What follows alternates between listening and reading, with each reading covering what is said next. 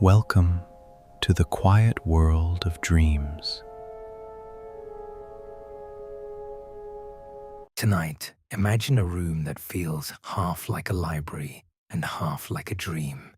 The light is low, though not completely dark. You can still make out the walls, the shelves, and an old wooden table in front of you. Its surface has been worn smooth over time. Perhaps other people have sat here before, resting their hands in the same place. A book lies on the table. At first, it does not look especially grand. There's no gold on the cover, no jewel, no royal crest. It is simply an old book, closed and waiting. You open it carefully. The pages are pale and slightly uneven. Across them runs a script that looks almost familiar, but not quite. The letters curve and loop with confidence. They form lines, words, and paragraphs. Whoever wrote them seemed to know exactly what they were doing. The problem is that no one today can read them. Around the writing are illustrations of plants.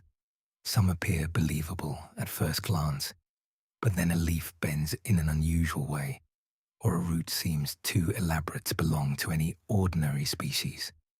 A few pages later, the plants disappear and are replaced by circles, stars, moons, zodiac symbols, small human figures, green pools, narrow tubes, jars, roots, and diagrams whose purpose is no longer clear. This is the Voynich Manuscript. It is a book that looks as though it should make sense. Everything about it suggests order. Yet after more than a century of modern study, its writing remains unread. Today, the manuscript is kept at Yale University's Voynich Book and Manuscript Library, where it is catalogued as MS408. It is often described as one of the most mysterious books in the world, not because it is the oldest manuscript ever found, or even the most beautiful, but because it has resisted nearly every serious attempt to explain it. Linguists have examined it. Cryptographers have searched for hidden codes. Historians, botanists, medieval scholars, computer scientists, collectors, and amateur researchers have all tried to find a way in. The book has remained silent. Before we ask what the Voynich Manuscript means, it helps to remember that it is not only a mystery, it is also a real physical object. Its pages are made of parchment, prepared from animal skin. Someone had to clean and stretch that skin, cut it into sheets, fold the pages, gather them together, and eventually bind them. Someone mixed ink and pigment. Someone sat down and filled page after page with writing and images. That person could not have imagined us looking at the manuscript 6 centuries later through high-resolution scans. They did not know that computers would count the symbols, compare word patterns, and test possible languages. They probably did not expect people to spend entire careers wondering whether the book contained medicine, astrology, natural philosophy, private knowledge, a secret code, or nothing readable at all. If you were sitting beside the person who made it, the room would have sounded different from ours. There would be no electric hum, no distant traffic, no screen glowing beside the desk, perhaps only the scratch of a pen, the movement of clothing, a fire settling in another part of the building, or footsteps beyond a wooden door. Writing a book by hand was slow work. Every line took time, every page required attention. Even a mistake had weight, because the material itself was valuable. That does not mean the manuscript was created solemnly, or that every mark carried deep meaning. The writer may have worked from notes. They may have copied an earlier source, improvised as they went, or returned to the pages over months or years. We simply do not know. But the physical effort remains visible. The book was not produced with a single command or printed in hundreds of identical copies. It grew one surface at a time. By the time the manuscript entered the modern world, much of the life around it had already disappeared. The voices were gone. The habits were gone. The people who knew where it came from or why it mattered had left no explanation that we can confidently follow. The object survived more successfully than its context. That imbalance is one reason it feels so haunting. Radiocarbon testing has dated the parchment to the early 15th century, usually somewhere between 1404 and 1438. That does not tell us the exact year the manuscript was written. Parchment could have been stored before use. Still, it places the book near the end of the medieval period and the beginning of the Renaissance. That historical setting matters. In that world, medicine, astrology, religion, natural philosophy, magic, and practical household knowledge did not always occupy separate categories. A book about plants could also be a medical guide. A chart of the heavens might be connected to the body, the seasons, or the best time to prepare a remedy. A recipe might describe food, medicine, alchemy, or a symbolic process. Modern readers often separate science from mystery. Medieval readers did not always draw the same line. So we should be careful not to make the manuscript stranger than it already is. Many genuine medieval diagrams look mysterious when removed from the traditions that once explained them. A medical illustration may resemble magic. An astrological table may look like a ritual. A symbolic image may seem like fantasy simply because the key to reading it has been lost. The Voynich Manuscript is certainly unusual, but it did not appear in an empty world. The surviving book is also not a perfectly neat object. Some pages fold outward, creating larger surfaces for complicated diagrams. Other parts appear to have been lost over time. Like many old books, it has a history written not only in ink, but in wear, binding, order, and absence. A missing page may once have contained nothing important, or it may have contained the one explanation later readers needed. There is no way to know. Even the order of the pages invites caution. Modern readers are used to books that arrive fixed and complete, with numbered chapters and a clear beginning. Handmade manuscripts could be gathered, rebound, rearranged, or damaged. A section that now seems abrupt may once have connected more smoothly to another.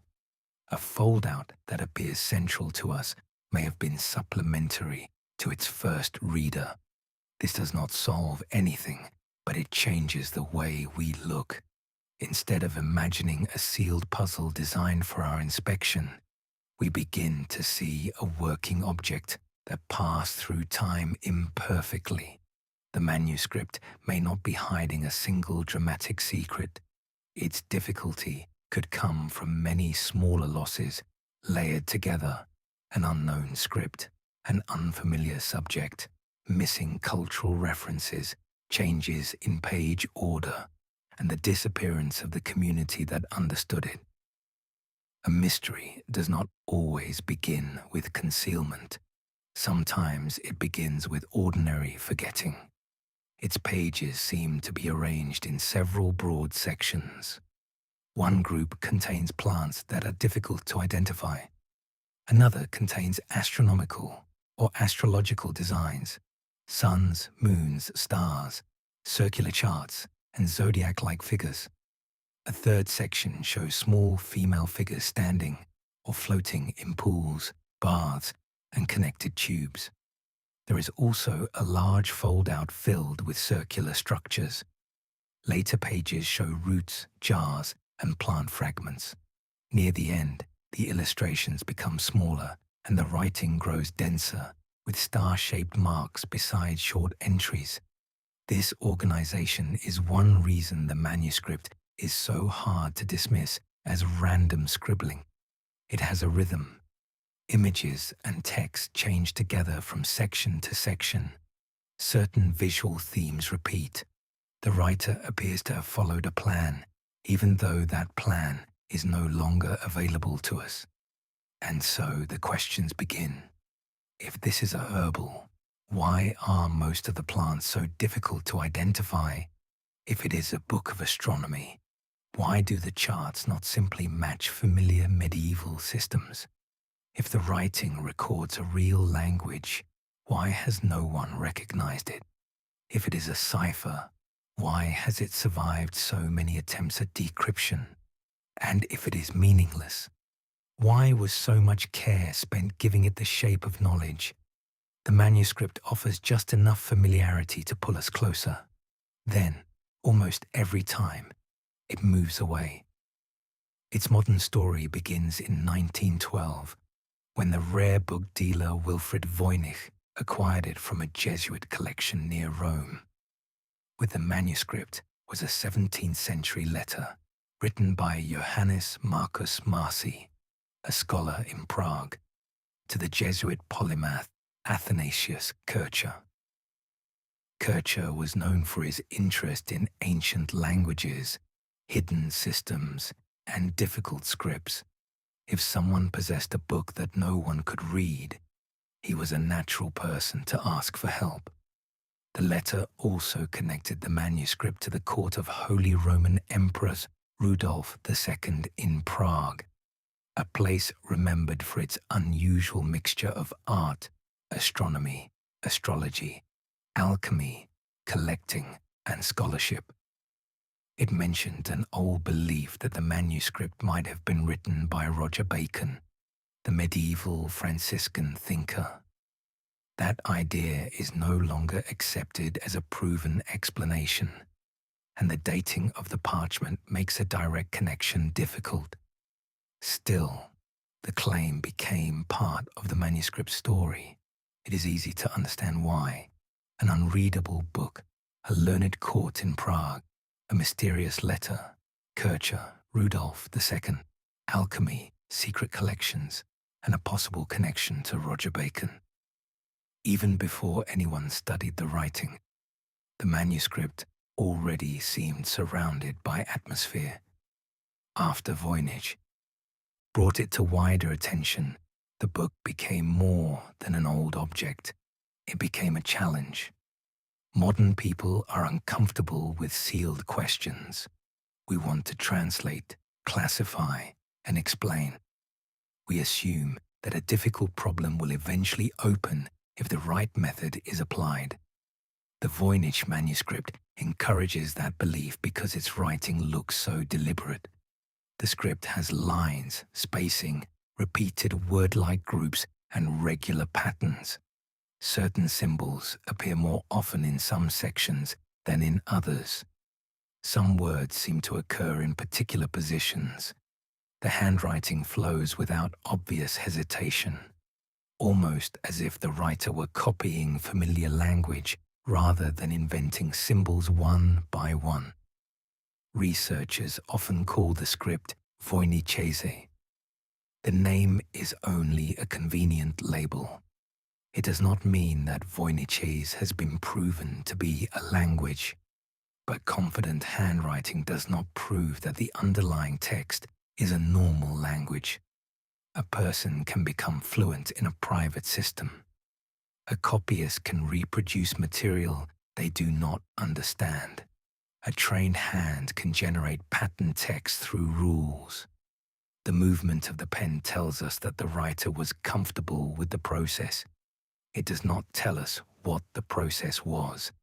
There are also no easy footholds. In many undeciphered texts, researchers search first for proper names, dates, repeated titles, or familiar phrases. A picture of a star might label the star. A drawing of a plant might name the plant. A circular diagram might contain the months.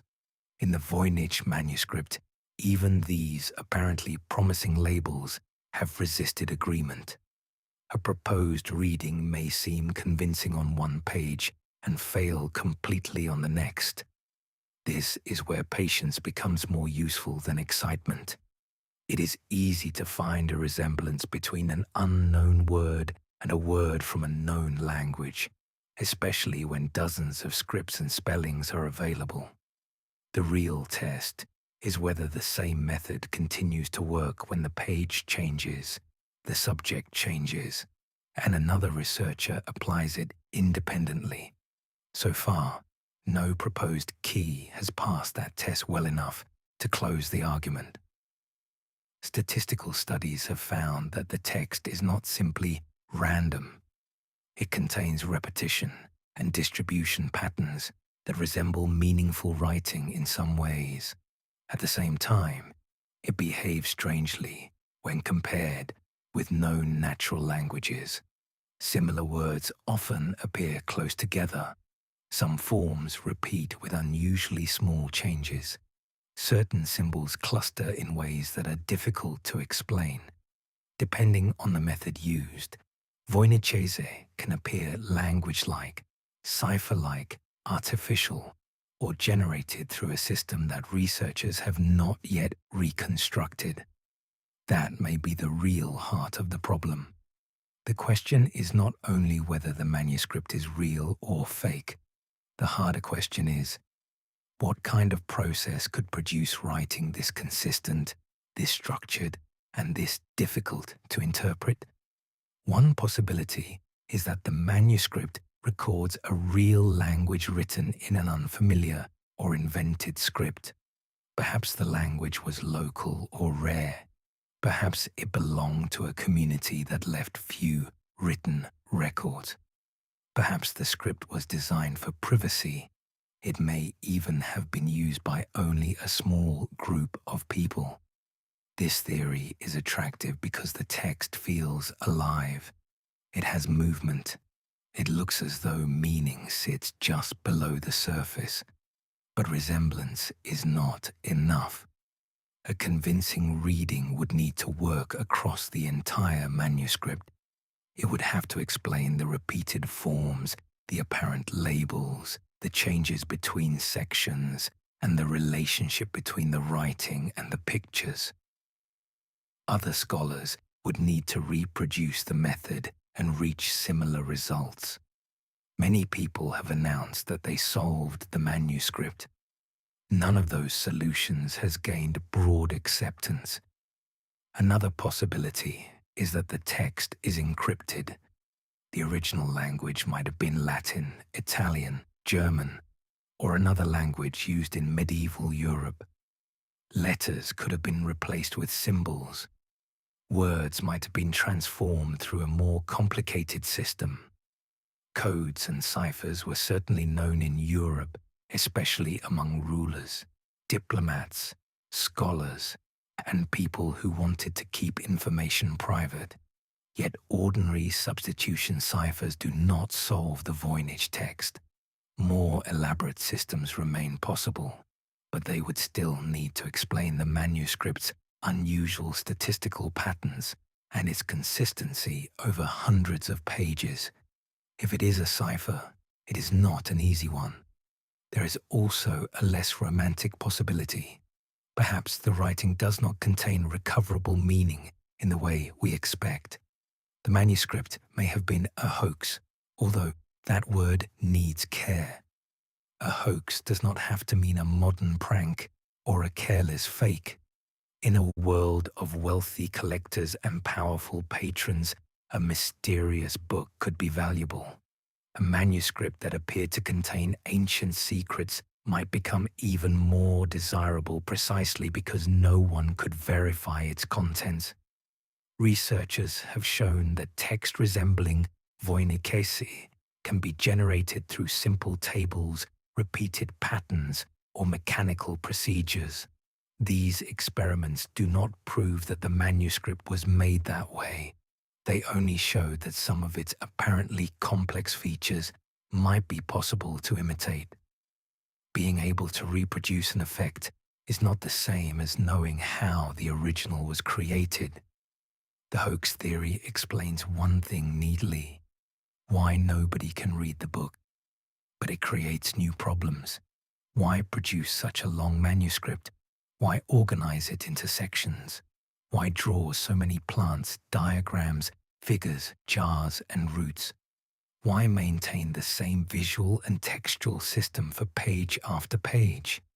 Perhaps the book was created to deceive a buyer. Perhaps it was a private artistic experiment, a performance, a ritual object, or the work of someone deeply absorbed in a system that made sense only to them. Even meaningless text can still have a purpose. The botanical pages are usually where the eye settles first. Plants rise across the parchment, one after another. Some have narrow leaves and delicate stems. Others have thick, complicated roots. A few look almost recognizable, but the resemblance rarely lasts. The leaf may belong to one species, the flower to another, and the root to no familiar plant at all. In an ordinary medieval herbal, an illustration helped the reader identify a plant. The accompanying text might explain what illness it treated, when it should be collected, and how it should be prepared. The Voynich plants do not cooperate in that way. Some may be stylized versions of real species. Some may combine several plants. Others could be symbolic or copied from an artistic tradition that is now unfamiliar. The drawings are not careless, but their purpose remains uncertain. They look instructional. We simply do not know what lesson they were meant to teach.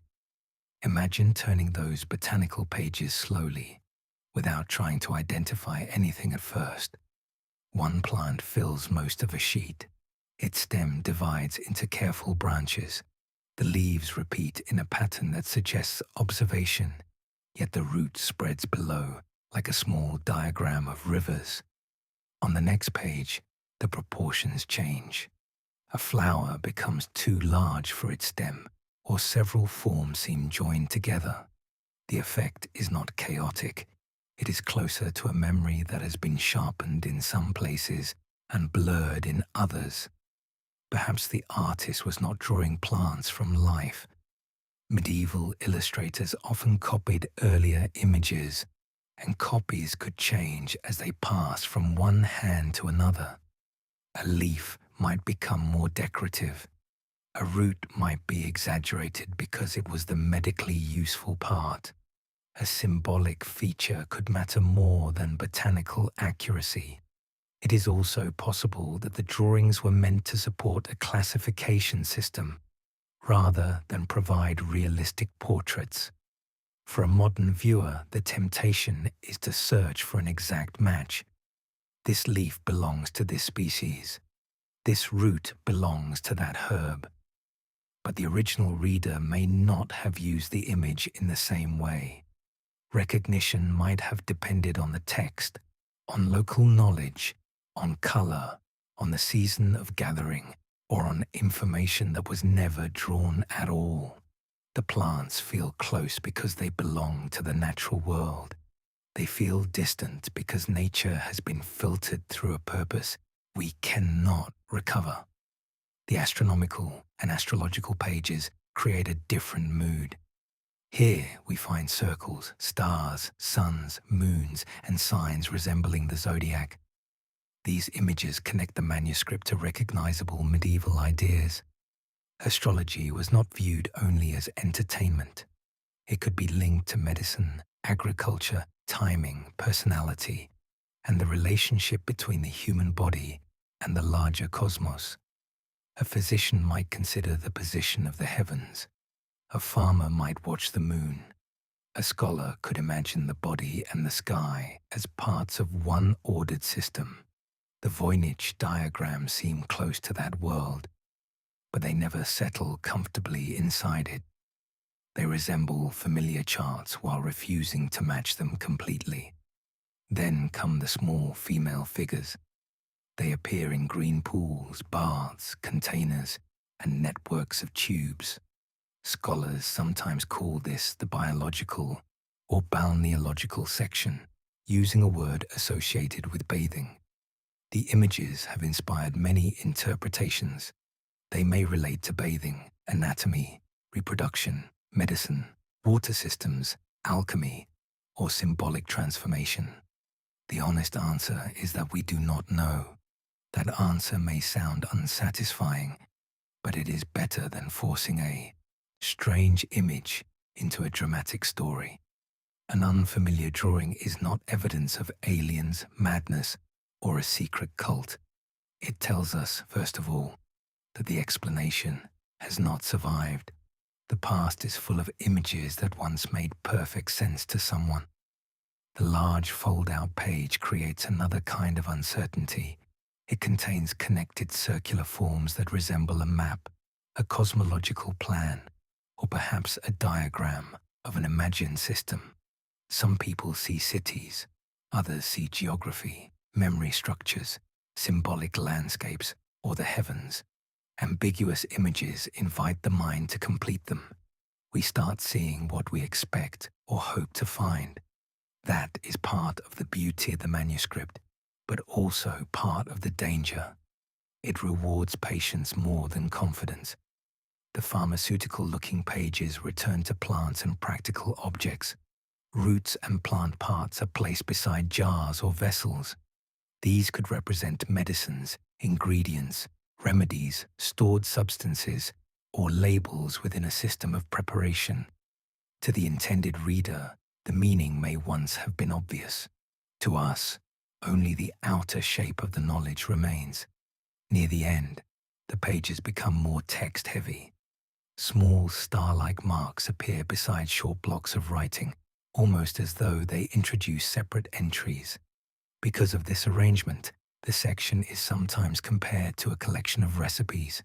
Here, recipe does not necessarily mean cooking. It could refer to remedies, instructions, formulae, or practical notes. Again, the layout suggests purpose. Again, the words cannot be read. Taken as a whole, the manuscript seems to move through plants, stars, bodies, water, vessels, roots, and written entries. It resembles a compendium, a book intended to gather different kinds of knowledge in one place. But if that is what it is, the language of that knowledge has disappeared. Modern science has narrowed the mystery without solving it. Radiocarbon dating gives an approximate age for the parchment. Material analysis can study the pigments and inks. Imaging can reveal faint marks. Computers can compare patterns across thousands of words far faster than any individual reader. All of this is valuable, but material evidence alone cannot restore a missing convention. A book is not only ink and skin. It depends on shared language, habits, memory, and context. When those links are broken, even a perfectly preserved object may remain silent. Successful decipherments often rely on comparison.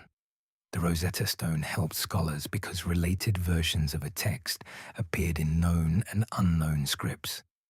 Other ancient writing systems were opened through repeated names, familiar formulas, bilingual inscriptions, and large bodies of comparable material.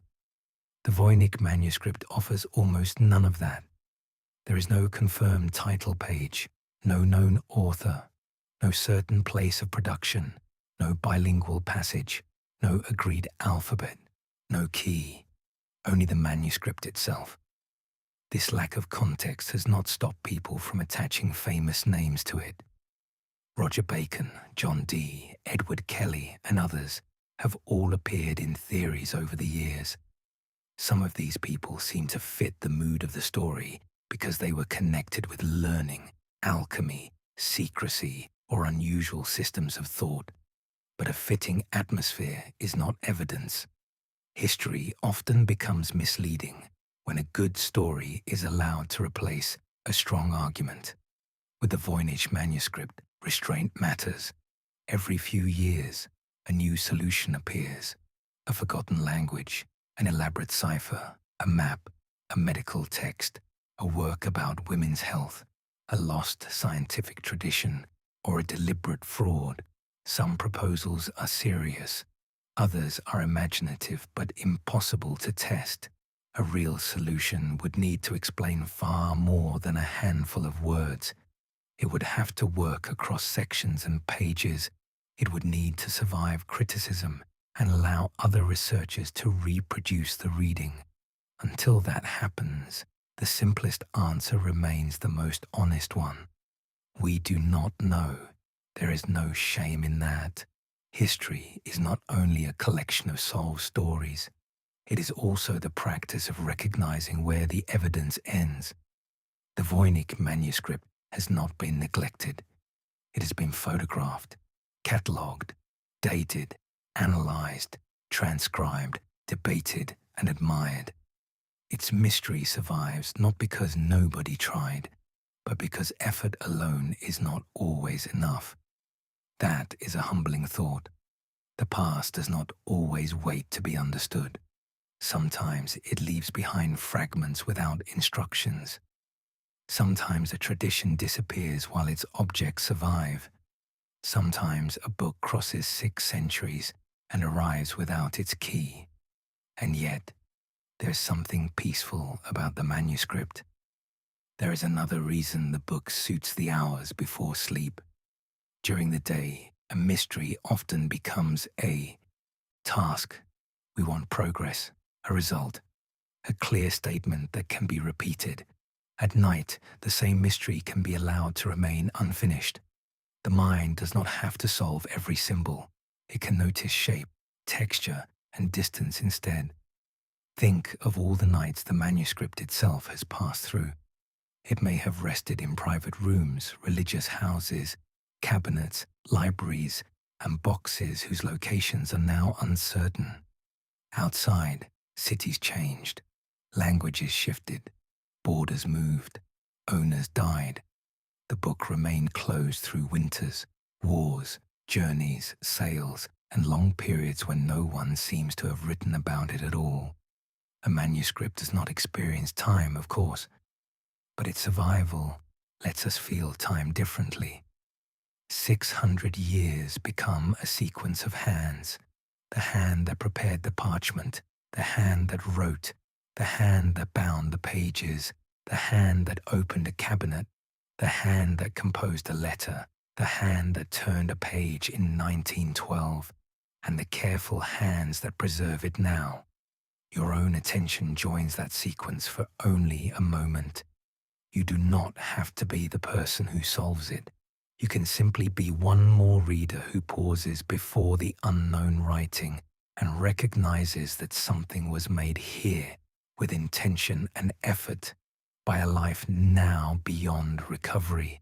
You can look at a page without solving it. You can follow the brown ink across the parchment. You can study the root of a plant that has no agreed name.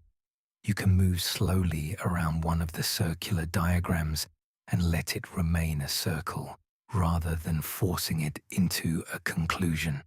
The small stars in the margins once meant something to someone. For a moment, that may be enough. Not every mystery needs to become an answer immediately. Imagine the room again, the low light, the wooden table, the open manuscript. The writing moves steadily from left to right.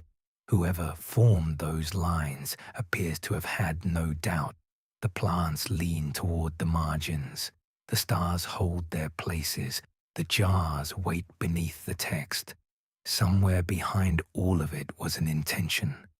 Perhaps it was a language, perhaps a code, perhaps a private system, perhaps only the appearance of knowledge. We still cannot tell. Maybe one day a convincing solution will emerge. It will need more than a dramatic announcement. It will have to explain the writing, the illustrations, the repeated forms, the changes between sections, and the manuscript's many odd details. It will need to work from page to page without collapsing. Until then, the Voynich Manuscript waits, quietly, as it has waited for centuries. What can we say with reasonable confidence?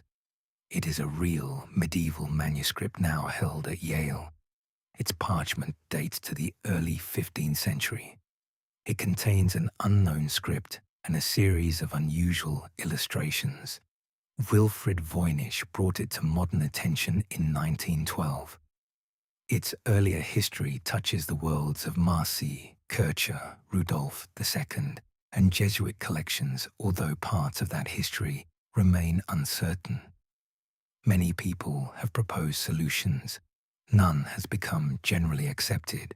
The text contains patterns, but those patterns have not yet given us a reliable reading. The possibility of a hoax remains open, as does the possibility that the manuscript preserves a genuine system whose context has been lost. It is still unsolved. That word does not mean empty. It does not mean ignored. It does not mean impossible. It simply means that after all the analysis, the book remains itself. Somewhere in the 15th century, someone prepared these pages. Someone wrote line after line in a script we cannot follow. Someone drew plants, roots, stars, circles, vessels, and bodies. They gave the manuscript a form that has survived long after their name disappeared. Perhaps it was intended for a small group. Perhaps for one reader. Perhaps it concealed knowledge. Perhaps it imitated knowledge. It may even have served a purpose for which we no longer have the right category. Human lives often leave traces without explanations. A name in a margin, a stain on a page, a letter folded into a book, a private symbol, a joke whose meaning vanished with the people who shared it. The Voynich Manuscript is one of those traces, only larger and more stubborn. Over time, it has become a mirror for different desires: the desire to solve a puzzle, the desire to discover lost wisdom, the desire to expose a fraud, the desire to believe that every mystery has a clean answer. Most of us probably carry more than one of those desires. We want the plants to have names. We want the stars to match a sky.